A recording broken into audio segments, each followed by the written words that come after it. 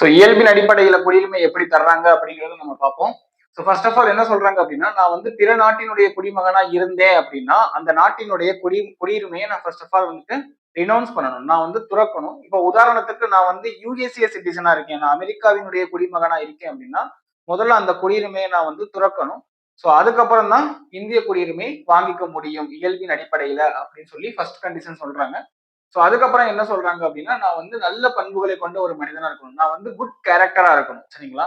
Suppose if I belongs to any naxalite group or terrorist group, then I can not apply for the Indian citizenship by means of naturalisation. சரிங்களா?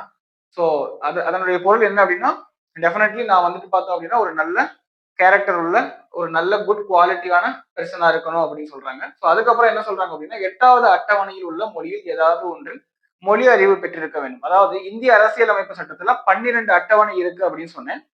So ஒவ்வொரு அட்டவணையிலையும் ஒவ்வொரு விஷயத்த சொல்றாங்க. So 8வது அட்டவணையில பார்த்தோம் அப்படின்னா 22 மொழிகள் வச்சிருக்காங்க.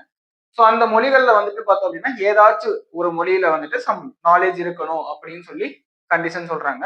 ஸோ நெக்ஸ்ட் என்ன சொல்றாங்க அப்படின்னா சயின்ஸ், லிட்ரேச்சர், அதுக்கப்புறம் வேர்ல்ட் பீஸ், நெக்ஸ்ட் என்ன அப்படின்னா ஆர்ட்ஸ், இதுக்காக எல்லாம் வந்துட்டு பார்த்தோம் அப்படின்னா சம் கான்ட்ரிபியூட் சம் கான்ட்ரிபியூஷன் பண்ணியிருக்காங்க அப்படின்னு சொல்றவங்களுக்கு நேச்சுரலைசேஷன் அடிப்படையில வந்துட்டு குடியுரிமை தர்றாங்க. ஸோ பெஸ்ட் எக்ஸாம்பிள் அன்னை தெரசா. அன்னை தெரசா வந்துட்டு இந்தியா கிடையாது, அவங்க பிறந்தது இந்தியா கிடையாது. பட் இருந்தாலும் நேச்சுரலைசேஷன் அடிப்படையில அவங்களுக்கு நம்ம இந்திய குடியுரிமை கொடுத்தோம். சரிங்களா?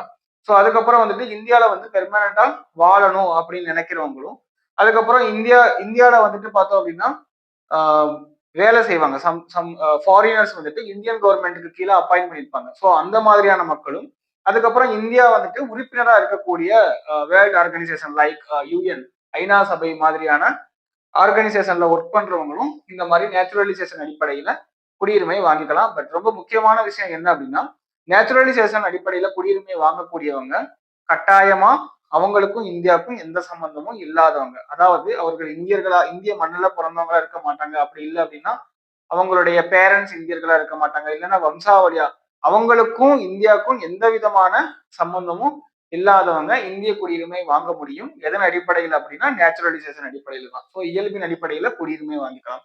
பட் அதுக்கப்புறம் என்னன்னா உறுதிமொழி கட்டாயம் வந்துட்டு பார்த்தோம் அப்படின்னா இந்திய குடியுரிமை வாங்குற பட்சத்துல உறுதிமொழி எடுப்பாங்க. சரிங்களா? எப்படின்னா நான் இந்திய அரசியலமைப்பு சட்டத்திற்கும் பிற சட்டத்திற்கும் வந்துட்டு பார்த்தோம் அப்படின்னா உண்மையா இருப்பேன், லாயலா இருப்பேன். அதே மாதிரி தேசிய கொடி, தேசிய கீதம் இது மாதிரியான இந்த விஷயங்களுக்கு வந்துட்டு பார்த்தோம் அப்படின்னா சரியான மரியாதை தருவேன். ஸோ இந்தியாவினுடைய ஒற்றுமை, இறையாண்மை இதுக்கெல்லாம் பாதகம் தரும் வகையில வந்து நடந்துக்க மாட்டேன் அப்படின்னு சொல்லி உறுதிமொழி எடுக்கணும் அப்படிங்கிறதையும் சொல்றாங்க. ஸோ நெக்ஸ்ட் என்ன அப்படின்னா இன்கார்பரேஷன் அடிப்படையில வந்துட்டு குடியுரிமை எப்படி வாங்கிக்கிறாங்க அப்படிங்கிறத பார்ப்போம்.